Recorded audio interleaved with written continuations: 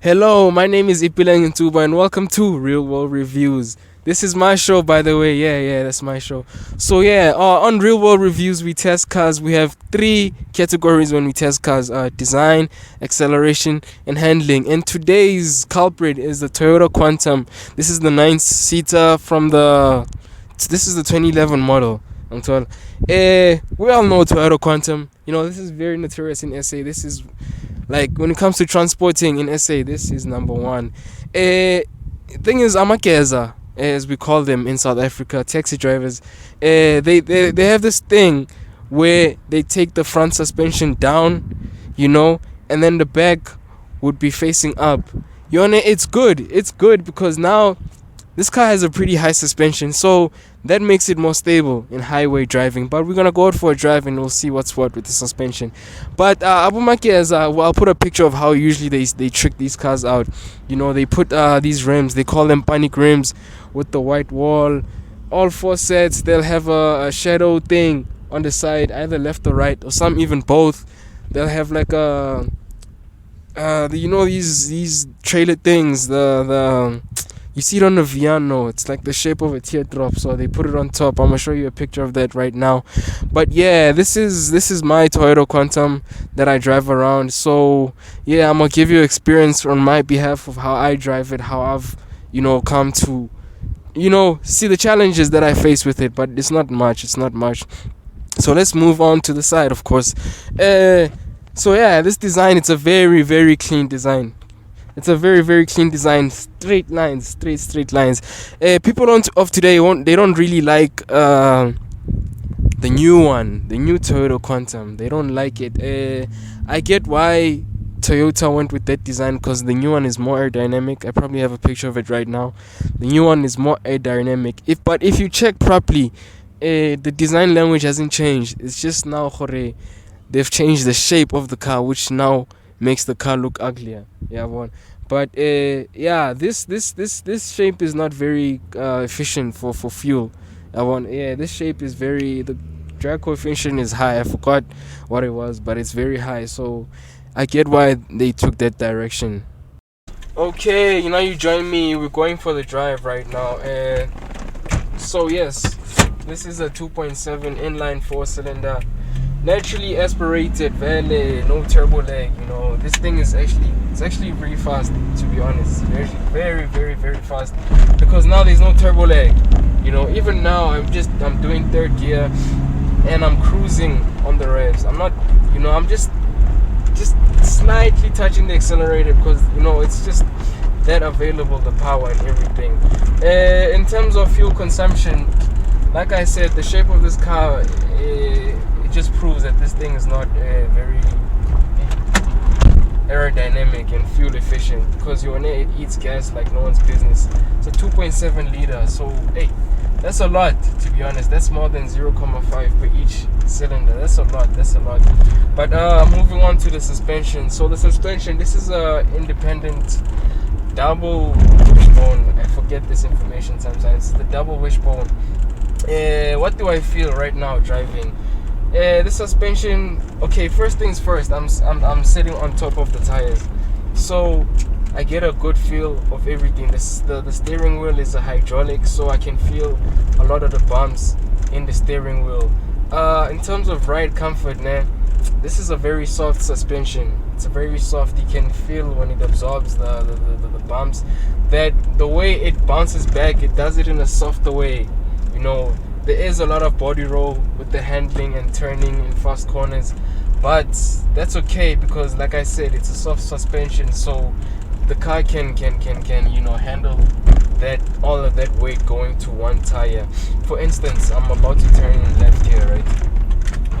Aggressive driving, you see. So what I felt with that right now, number one was the weight coming most especially from the rear, following me as I was turning. I had to turn very far because I wanted that weight to go with me. If I just turned in immediately, there was someone walking down the street, so I had to really turn really far. And so, but it can handle that weight, because you feel the weight immediately. If it's possible for us to get one of those Quantum, try our best to get that. Maybe we'll get an episode. By the way, before I forget, please subscribe to the channel. Please subscribe to the channel. Please, please, please. I'd really appreciate that if you would do that. But yeah, the suspension it's awfully good. It's very, like, it has a lot of feedback. Like every bumps, I feel each bump. I feel it, but I go over the bump very softly, but I feel it, like I said, because of the hydraulic system and how I feel every bump in the road. But nah, this it drives different when it's full at the back. When it's full at the back, the center of gravity tends to be really low. Like even now, it's very low, but then the top is the part with no weight. So when there's people and there's weight, it becomes a full package, if I can say in terms. Because now, when turning, you have to turn with all of that weight, all of it. So you have to think about how you turn a corner. Like, we have to appreciate Abu Makeza. These people are really good drivers, They have to be considerate of the people inside and the people outside. So yeah, just show Mageza's appreciation, Like even now, like I'm driving on a very, very bumpy road. You see that? I felt that humps, but because of the softness, it's just the dampers, they're not good like that, but then they work pretty very well. On the second episode, when we'll be having the diesel variant, we'll also test out, everything from it, like everything. We're gonna compare these two. We do a lot of comparisons here at RWR. I'm hoping, I'm praying I could get a C63. Man, just pray for us. Pray for us. But yeah, moving on. We're actually on a soft road right now. South African roads, they're not 100%. They tend to be bumpy here. They tend to be smooth here. But here, cruising at like 42 kilometers, this is a smooth ride. I mean, you can feel it's light. That's number one thing I feel with this. When it's empty, it's very, very light. It's very light. Turning corners, you can turn it nicely because I'm sitting on top of the wheels and I know what I'm doing at all times. That's an advantage, to be honest. It has a very EV-like layout because electric vehicles, they don't have gearboxes.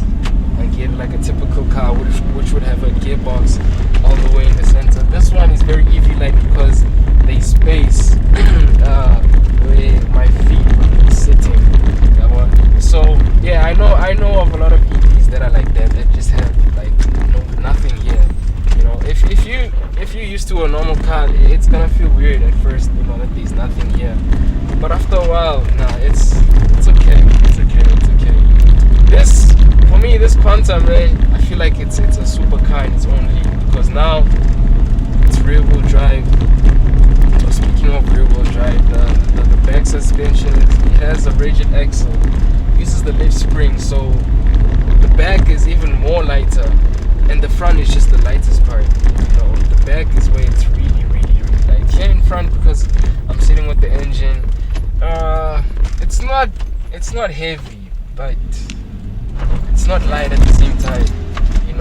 It helps with like cornering and stuff, because now since the front is heavier than the back, I could like turn into a corner more accurately and where I want to. There won't be a lot of understeer. But it's the back. The back, like right now, it's empty, so it's very light at the back. It's actually a beautiful sunny Sunday right now. Beautiful sunny Sunday. Gas is doing about closing average $30. So yeah, I hope it goes down in the coming few months. But yeah, before I go on too much, this was my review of the Toyota Quantum 2.7 liter straight 4 9-seater. Yeah. I hope you enjoyed the review. Please like, subscribe to the channel RWR. We really appreciate your support. Yeah, man, and I'm heading home right now.